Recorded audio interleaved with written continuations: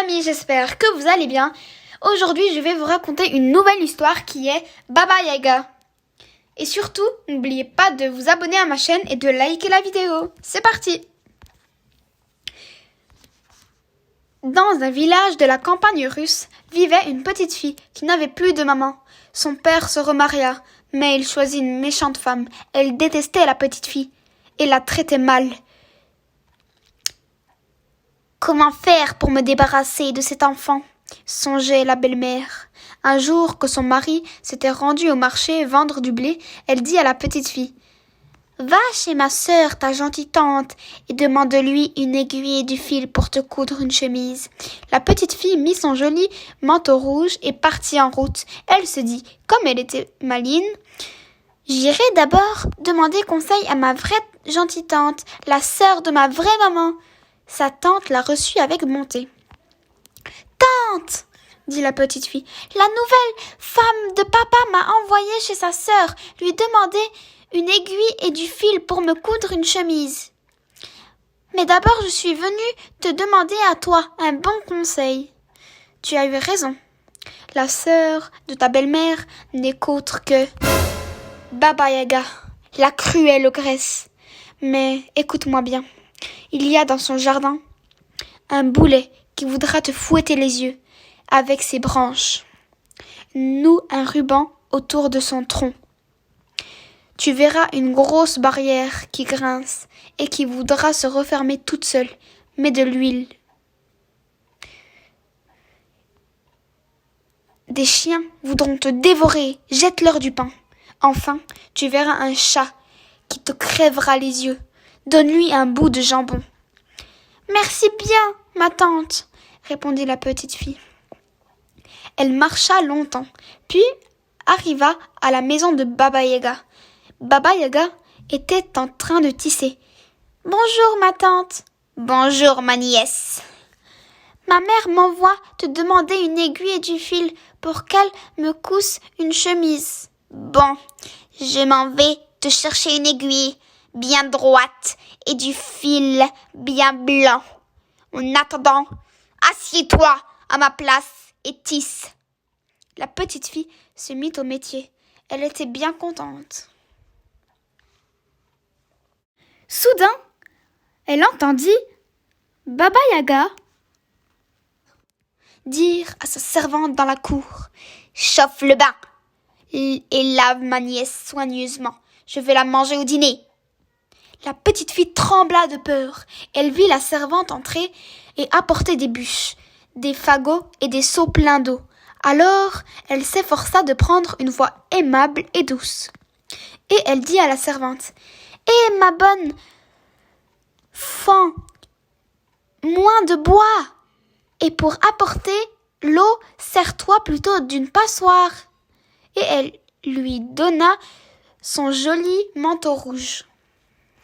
La petite fille regarda tout autour d'elle. Un feu vif et clair commençait à flamber dans la cheminée.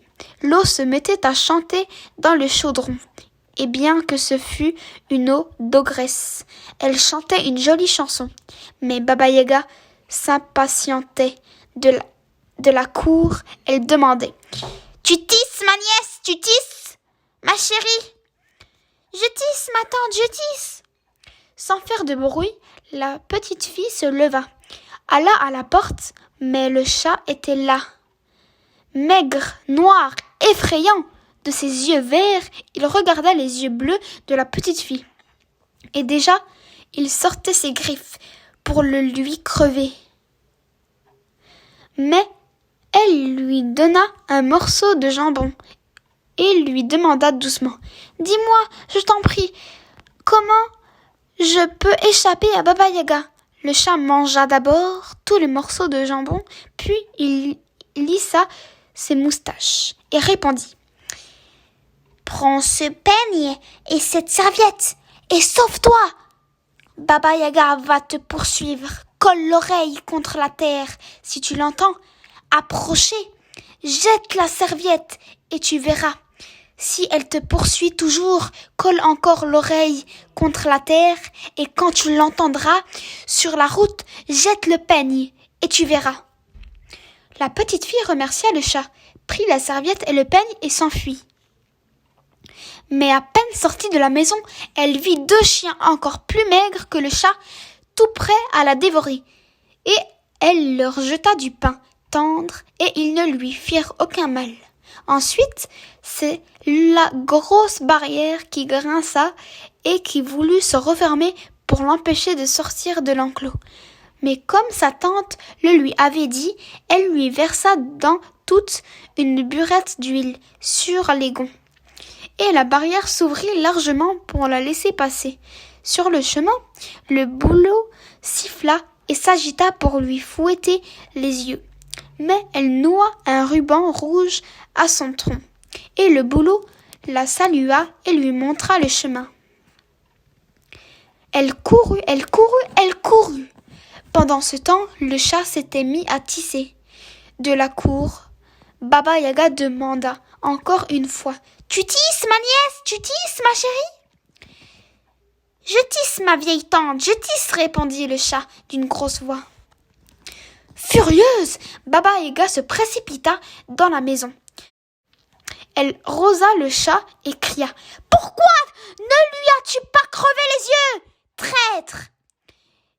Et dit le chat « Voilà longtemps que je suis là, à ton service, et tu ne m'as jamais donné le plus petit os, tandis qu'elle m'a donné du jambon. » Baba Yaga rossa les chiens et dit « Voilà longtemps que nous sommes à ton service, et nous as-tu seulement jeté une vieille croûte, tandis qu'elle nous a donné du pain tendre. » Baba Yaga secoua la barrière et dit « Voilà longtemps que je suis à ton service et tu ne m'as jamais mis une seule goutte d'huile sur les gonds, tandis qu'elle m'en a versé une pleine burette. » Baba Yaga s'en prit au boulot et dit « Le boulot, voilà longtemps que je suis à ton service et tu ne m'as jamais décoré d'un fil tandis qu'elle m'a paré d'un beau ruban de soie. » Et moi, dit la servante, à qui pourtant on ne demandait rien, et moi depuis le temps que je suis à ton service, je n'ai jamais reçu de toi ne serait-ce qu'une loque, tandis qu'elle m'a fait cadeau d'un joli fichu rouge. Si vous voulez savoir la suite de l'histoire, abonnez-vous à ma chaîne et partagez ma chaîne avec vos amis et votre famille. Et vous pourrez savoir la suite de l'histoire de Baba Yaga. Ciao les amis, merci d'avance.